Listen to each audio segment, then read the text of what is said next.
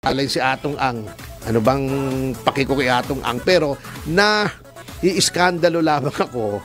Hindi pa nga naghihiring, hindi pa nag-iimbestiga. Hindi lang sasabihin parang guilty na. Sasabihin pa, nako, maraming pera yan, malakas yan. Mali yun. Oo, kayang bilhin niya ng mga hukuman. Ang tingin mo sa hukuman? Lahat kayang bilhin. Oo. President, Republic din. Mali po yun. Ibig mo sabihin ng mga pangyarihan, na-impluensya yung korte. Ibig mo sabihin na impluensya yung korte nung dinismiss yung kaso laban sa anak mo, Boying. Yung practice. Wala, yung bang back ibig mo sabihin, hindi nga maintindihan eh. Opo. Kakausapin mo ba? Di wala ngang investigasyon pa, di wala pang resolution yung DOJ, guilty na yung tao. Mali. Nakakainis lang, hindi dahil si Atong Ang siya. Ano ba namang pakiko kay Atong Ang? Opo. Nakilala ko yan a few times, pero hindi po kami close, hindi kami magkaibigan. May isang lalilitaw, pati si Gretchen Barreto.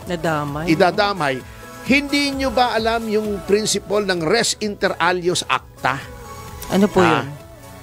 That yung acts of a third person at saka yung principle na a confession only binds the confessor.